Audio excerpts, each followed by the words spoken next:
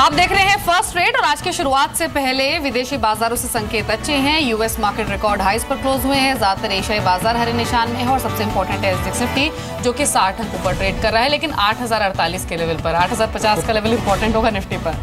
चलिए एक चीज़ मैं आपको और बता दूं कि एफआईएस की फिर से तरफ से बिकवाली हुई है, ये आप ना भूलें। और यहाँ पे फिर से 600 साढ़े 600 करोड़ रुपए की बिकवाली होती हुई लिखी है, लेकिन कुल मिला के आंकड़े पॉजिटिव हैं। अभी तक की जो रिकमेंडेशंस हमको मिली हैं उसमें आपने राकेश की रिकमेंडेशन देखी है। अदानी ट्रांस वो कह रहे हैं कि बाय करके चल सकते हैं। ऑयल इंडिया, इंजीनियर्स इंडिया, ये कुछ एक स्टॉक्स होंगे जिस पर नज़र रखें। आरसीएफ पे भी रिकमेंडेशन पॉजिटिव मिली है। सन फार्मा पॉजिटिव न्यूज़ आई है और इसके अलावा आज फार्मा का दिन भी हो सकता है क्योंकि कई पॉजिटिव न्यूज़ अरबिंदो और ल्यूपिन के साथ दवा को मंजूरी को लेकर भी मिली है। ये ज़्यादातर एक्सपर्ट्स की आप कॉल्स भी देख पा रहे हैं अपनी स्क्रीन पर कि किस किस की कॉल्स क्या क्या कह रही है और किस पे आपको बाय करना है और किस पे आपको सेल करना है। थोड़ी देर में रुपए की ओपनिंग में मिल जाएगी। हालांकि डॉलर रुपये इंडेक्स के हिसाब से अगर आप देखें तो 101 पे हम वापस पहुंच चुके हैं।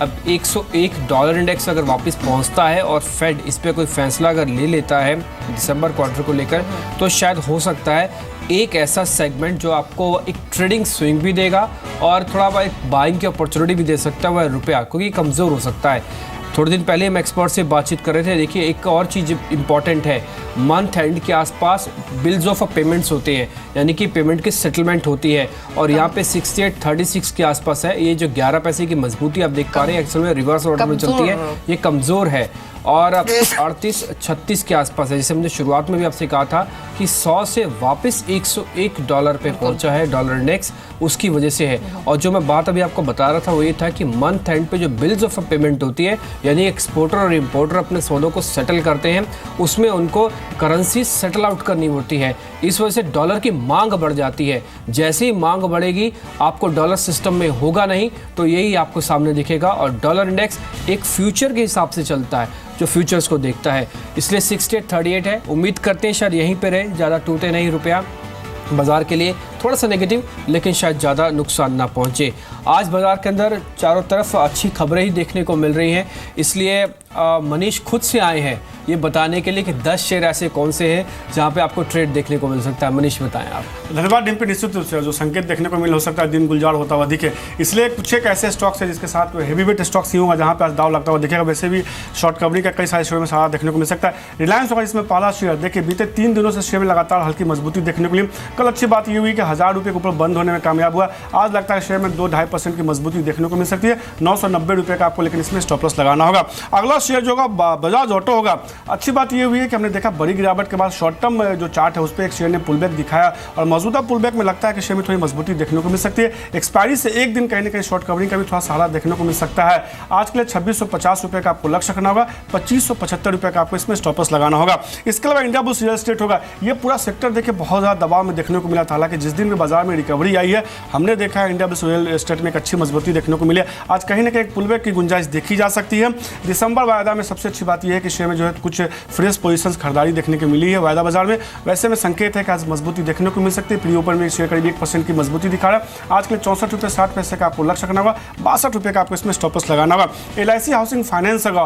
तमाम ऐसी कंपनियां जो हाउसिंग फाइनेंस स्टॉक्स में उसमें गिरावट देखने को मिली है, एक अच्छी खासी गिरावट आई है। और कल से जब बाजार संभला है तो कहीं ना कहीं हाउसिंग फाइनेंस स्टॉक्स में ये गुंजाइश दिखी है कि इसमें एक रिलीफ रैली देखने को मिल सकती है। अच्छी बात यह कि पिछले 5 दिनों में शेयर में देखिए करीब जो है 50% के आसपास की डिलीवरी बेस्ड बाइंग देखने को मिली है। ये संकेत है कि इस शेयर में पुलबैक देखा जा सकता है। 534 रुपये का लक्ष्य होगा। 513 रुपये का आपको इसमें स्टॉप लॉस लगाना होगा। JBF इंडस्ट्रीज होगा। बेहतर नतीजों का असर आज शेयर में देखने को मिल सकता है। नतीजे कंपनी के बेहतर देखने को मिले। प्रॉफिट जो है मल्टीफुट बढ़ता हुआ दिखा है। आज शेयर में उछाल देखने को मिल सकता है। 210 रुपये का लक्ष्य होगा। 188 रुपये का आपको इसमें स्टॉप लॉस लगाना होगा। एक और रियल्टी स्टॉक्स जहां पे मजबूती देखने को मिल सकता है। बीते 6-7 दिनों के दबाव के बाद आज चूंकि बाजार के संकेत अच्छे हैं तो रियल्टी स्टॉक्स पुलबैक दिखा सकते हैं। प्रेस्टीज एस्टेट एक शेयर होगा जिसमें 163 रुपये के लक्ष्य के साथ खरीदारी कीजिए। 155 रुपये का आपको इसमें स्टॉप लॉस लगाना होगा। BGI एनर्जी आज का अगला शेयर होगा जहां एक मजबूती देखने को मिल सकती है। कंपनी को जो है करीब 2788 करोड़ का ऑर्डर मिला है, उसका फायदा नतीजों देखने को मिल सकता है। 115 रुपये का आपको लक्ष्य रखना होगा। 104 रुपये का आपको इसमें स्टॉप लॉस लगाना है। नेविली लिग्नाइट के से जो है कंपनी को ये ऑर्डर मिलता हुआ दिखा है। इसके अलावा L&T heavy weight capital good stocks जिसमें आज मजबूती देखने को मिल सकती है। बेहतर नतीजों का असर देखने को मिलेगा। अनुमान से नतीजे बेहतर देखने को मिले। आज 1380 रुपये का लक्ष्य होगा। 1315 रुपये का स्टॉप लॉस लगाना होगा। रैमको इंडस्ट्रीज होगा। सीमेंट स्टॉक्स में एक पुलबैक देखने को मिल सकता है। कल आखिरी घंटे में शेयर में देखिए एक अच्छी रिकवरी देखने को मिली है। अच्छी बात है कि जो रिकवरी देखने को मिली है डिम्पी, उसमें 2 हफ्तों के मुकाबले वॉल्यूम में जो है थोड़ा बढ़त देखने को मिला। हालांकि शेयर नेगेटिव बंद हुआ था, लेकिन आखिरी घंटे में लोअर लेवल से एक अच्छी रिकवरी देखने को मिली थी। और आखिर में एक शेयर होगा बिकवाली के लिए, वोकहार्ट फार्मा, यूएस एफडीए की तरफ से इनको वार्निंग लेटर मिला है, उसका असर देखने को मिल सकता है। आज के ट्रेड में 640 रुपये के लक्ष्य के साथ बिकवाली कीजिए, 700 रुपये का आपको इसमें स्टॉप लॉस लगाना होगा। तो कमोवेश आज न केवल छोटे मौजूद है बल्कि लार्ज कैप कई सारे शेयर है जिसमें खरीदारी करने की सलाह दी जा रही है, और संकेत अच्छे तो लगता है कि ये स्टॉक जो है बाजार को संभाल सकते हैं। जी शुक्रिया मनीष आपका। तो ये स्टॉक्स फास्ट 50 के आज के टॉप 10 ट्रेड्स आपने सुने मनीष से। लेकिन एक बार रुपए को फिर से देखिए, रुपया अब और कमजोर हुआ है। कल कमजोर क्लोजिंग हुई, 6 महीने के निचले स्तर पर रुपया ट्रेड कर रहा है और अब 68.42 के लेवल्स पर रुपया आ चुका है। हमने देखा है डॉलर ने कंसिस्टेंटली स्ट्रेंथ गेन की है और against basket of currencies dollar consistently 100 के ऊपर ही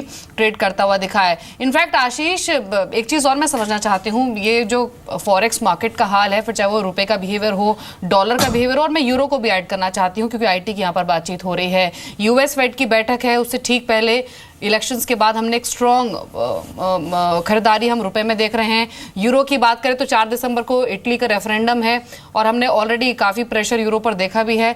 तो एग्जैक्टली अभी स्थिति आईटी कंपनीज के लिए आपको करेंसी मार्केट के लिहाज से कैसी नजर आ रही है? देखिए, करेंसी मार्केट के हिसाब से तो चीज़ें फेवरेबल ही हैं, क्योंकि जिस तरीके से डॉलर बिहेव कर रहा है कहीं ना कहीं this was the only thing which could lift the spirit in middle of so much which is happening. लेकिन एक बात समझना पड़ेगा कि कुछ स्टॉक्स अब बहुत ही उम्दा वैल्यूएशन पे अब ट्रेड कर रहे हैं, कंसिडरिंग कि जिस तरह के एक्विजिशंस हुए और जिस तरह की रैशनलाइजेशन स्ट्रैटेजी मैनेजमेंट सामने लेकर आई है। मैं स्पेसिफिकली इन्फोसिस की बात कर रहा हूँ। सो मुझे लगता है कि अब इस समय गहमा गहमी तो है कि क्या पॉलिसीज आती हैं।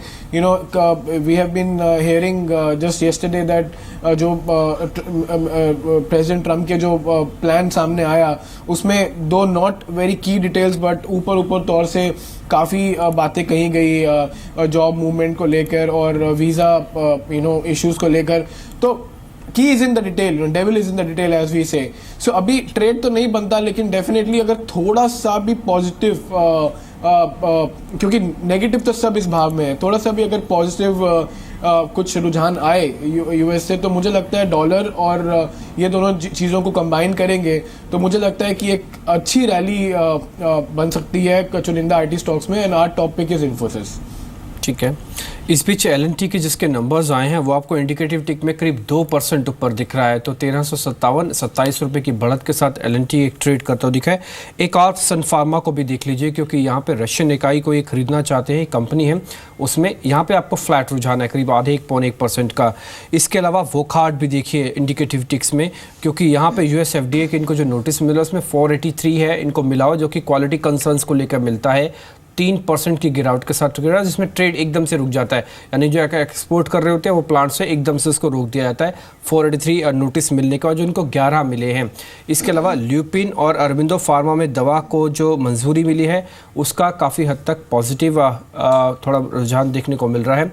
और अब ये इंपॉर्टेंट होगा कि आज आईटी कंपनीज कैसे बिहेव करती है, क्योंकि 9 महीने के निचले स्तरों पर रुपया आज इस समय ट्रेड कर रहा है और आज फिर से थोड़ी सी गिरावट बढ़ी है। कुल मिला के अभी तक एक नेगेटिव पॉइंट जो हमको बाजार में मिला वो इस थोड़ा रुपया ही है, अदरवाइज और कुछ नहीं है। रुपया कितना कमज़ोर हो सकता है और इस पर आगे रणनीति समझ लेते हैं। आज के एक और मेहमान हमारे साथ तो जुड़े हैं, मिस्टर बोस है हमारे साथ, शमिक बोस। मिस्टर बोस, ओवरऑल रुपया जिस तरह से कमज़ोर हो रहा है, एक तो हमको समझ में आ रहा है कि मंथ एंड में जो डॉलर डिमांड है वो भी एक बड़ा कंपोनेंट है, ग्लोबल प्रेजेंस में डॉलर इंडेक्स का मजबूत होना और शायद पॉलिसी फ्रेमवर्क इस तरह से बढ़ जाना कि जहाँ पे मोमेंटम आ जाए। ये कितना वीक होगा रुपया? और क्वाइट अ बिट, क्योंकि अभी आपका स्टार्ट हुआ, that will lead to deflation. So for the next 2 quarters, I think demonetization will also play an impact. The firmness of dollar index is also going to play a part. जी mister Bose, लेकिन ये तो ज़्यादातर experts मान रहे हैं कि मध्यम अवधि में, लंबी अवधि में 70 तक के लेवल्स को ब्रीच कर सकता है रुपया। लेकिन मैं प्रिसाइसली जो अगले 15-20 सेशंस हैं उसमें रुपए का ट्रेंड समझना चाहती हूँ, क्योंकि कई बड़े इवेंट हैं इसमें, ग्लोबली भी और डोमेस्टिकली भी। आरबीआई की पॉलिसी है, यूएस फेड की बैठक है, डॉलर कंसिस्टेंट स्ट्रेंथ गेन कर रहा है, तो अगले 15-20 सेशन ज्यादा टर्बुलेंट भरे हो सकते हैं रुपी मूवमेंट के लिहाज से। देखिए, मेरे ख्याल में इस साल का एंड तक 15-20 सेशन इज करेक्ट। बहुत दिन से ये ₹2 का एक रेंज में चल रहा था, 67.50, 66, ₹1.5। तो when it breaks that range, Dipali, it will go up to that extent also. I think you can expect a range between 69 and 70. 70 is a psychological area, I think. I don't think technically it's a good area. 69, 50 thereabouts. ठीक है mister, बहुत शुक्रिया आपका कार्यक्रम में जुड़ने के लिए।